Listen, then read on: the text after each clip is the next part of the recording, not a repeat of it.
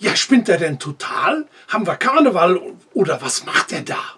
Naja, spinnen ist vielleicht nicht ganz der richtige Ausdruck. Und damit erst einmal herzlich willkommen. Ich freue mich, dass du wieder dabei bist hier in der Bastelgarage. Ich bin der Jürgen und dieses Projekt hier wird ein relativ kurzes. Es ist auch unheimlich heiß zurzeit und ich freue mich auf euch, denn ich zeige euch, was man hiermit machen kann.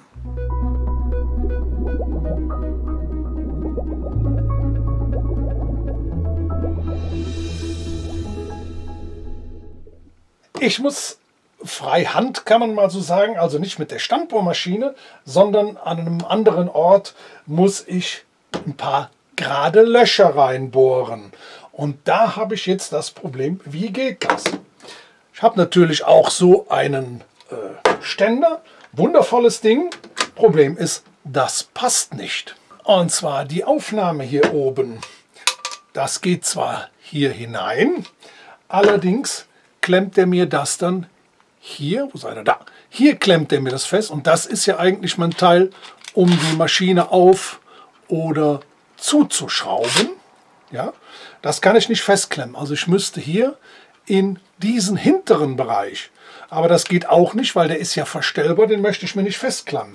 Zudem kriege ich das hier, die Führung, nicht weit genug auseinander. Also was mache ich?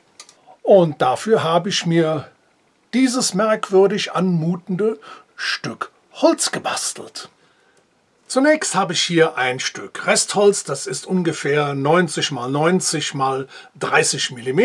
Natürlich Hartholz, das wäre am besten, das hält am besten der ganzen Geschichte stand. Dann habe ich mir hier die Mitte des Holzes angezeichnet und werde jetzt einfach hier ein Stück vom Rand entfernt, das können 2, 3, 5 mm sein, spielt keine Rolle, ein Loch reinbohren.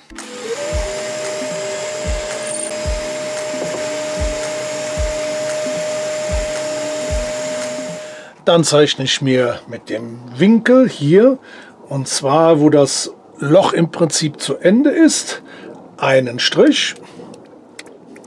Und das werden wir jetzt an der Kappsäge abschneiden.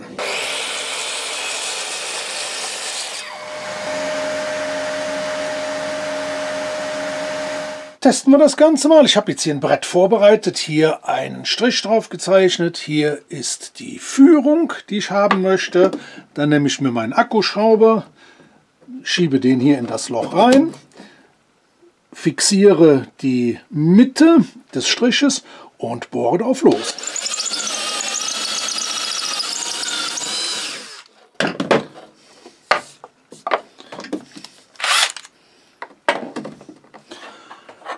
So, und um zu sehen, ob das Ganze auch gerade ist, setzen wir doch einfach mal einen Winkel hier dran. Und das ist absolut 100%ig im 90° Winkel. Und zwar von allen Richtungen.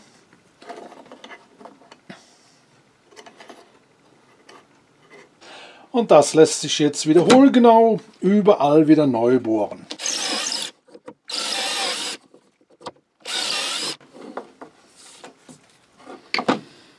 Einfach super das Teil.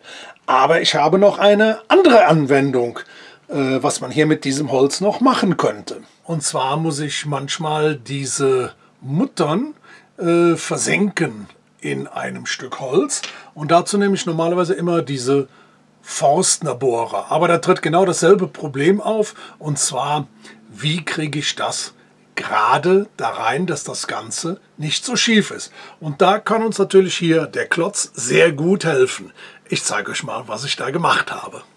Um eine 8er Mutter, also für eine M8er Schraube, die Mutter zu versenken, muss ich einen 15 mm Durchmesser Forstnerbohrer haben. Es geht natürlich auch mit jeder anderen Größe und das bohre ich direkt hinter dieses Loch, was ich schon da drin habe, nur ein kleines bisschen weiter. Erstmal nur eine Vertiefung für den Kopf.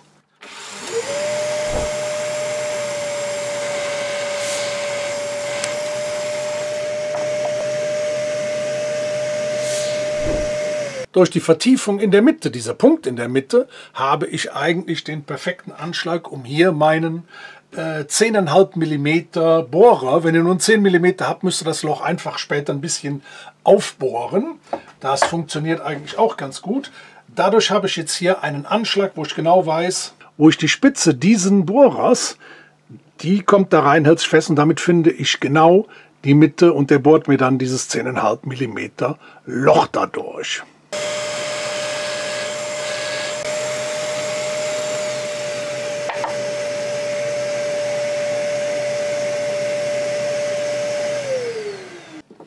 Ich habe das mal kurz vorbereitet. Da ist der Forstner Bohrer drin und das kann man jetzt hier rausmachen.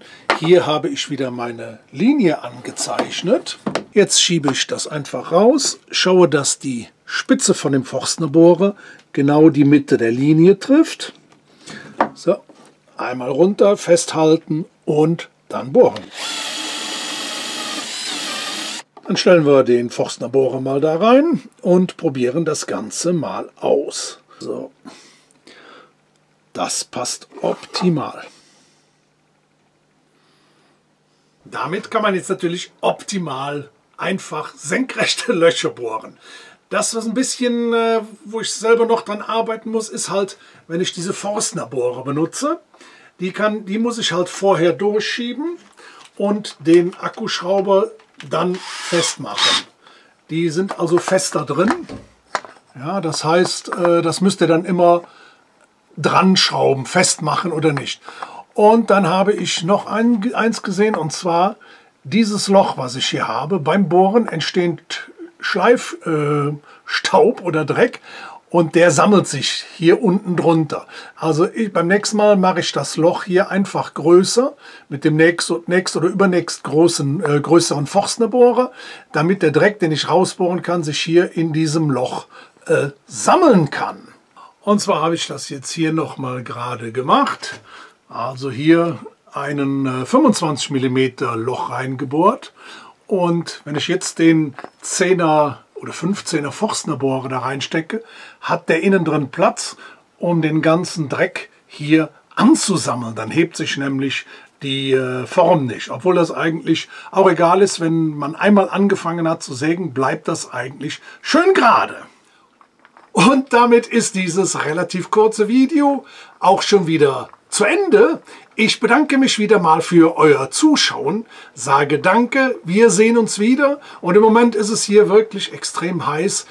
Ich glaube, ich habe hier in der Garage über 35 Grad. Ich werde mich jetzt erstmal duschen gehen und sage ciao, bis demnächst, Gruß, euer Jürgen.